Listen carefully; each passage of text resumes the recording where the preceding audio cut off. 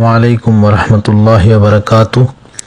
نبی کریم صلی اللہ علیہ وآلہ وسلم شعبان نے آخری دن مسجد نبوی شریف صحابہ کرام کی جمع فرمائی ایک خطبہ ارشاد فرمایا سی، جس نے وچ فضائل رمضان اور اس کی اہمیت جڑی ہے آپ صلی اللہ علیہ وآلہ وسلم صحابہ کرام کی دسی اور آگاہ فرمایا انہاں کی۔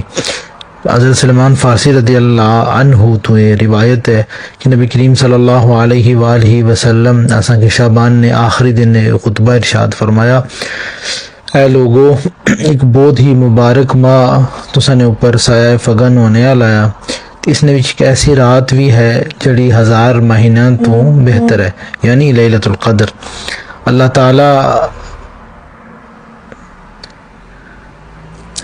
اس مہینے وچ روزیاں کی دن نے وقت فرد فرمایا اور رات نے وقت قیام جڑا ہے اللہ تعالیٰ کی یہ پسند ہے، تطوع اس کی قرار دیتا گیا۔ پھر آپ صلی اللہ علیہ وآلہ وسلم فرمایا، جڑا شخص نیکی نے نال اللہ پاک نہ قرب چاسی، اس بندے کی اسے قدر ثواب دیتا جیسی، گویا کہ اس بندے دوسرے ماہ جڑے انہاں وچ فرد ادا کیتا، یعنی نفل فرد نے برابر فرد 70 فرداں نے برابر ہوئی جنایا۔ پھر آپ صلی اللہ علیہ وسلم فرمایا کہ اے صبر نہ مہینہ آیا تو صبر نہ اجر جنہ ہی ہے۔ پھر آپ صلی اللہ علیہ وسلم فرمایا کہ لوگاں نے نال غمخاری نہ مہینہ آیا۔ پھر آپ صلی اللہ علیہ وسلم یہ بھی ارشاد فرمایا کہ اس مہینے نے وچ مومن نہ رزق بدی جنایا۔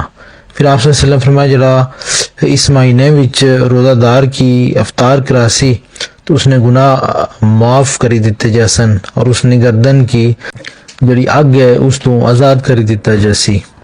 اور یہ بھی فرمایا کہ روزہ دار جڑا ہے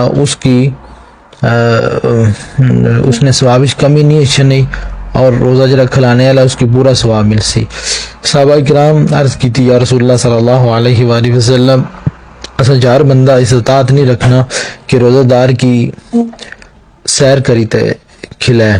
اس پر آپ صلی اللہ علیہ وسلم فرمایا، اگر ایک کھجور یا ایک گھونٹ پانی ایک گھونٹ دودھ پلائی چھوڑا تو پھر بھی ثواب تو معروم نہیں رہنا۔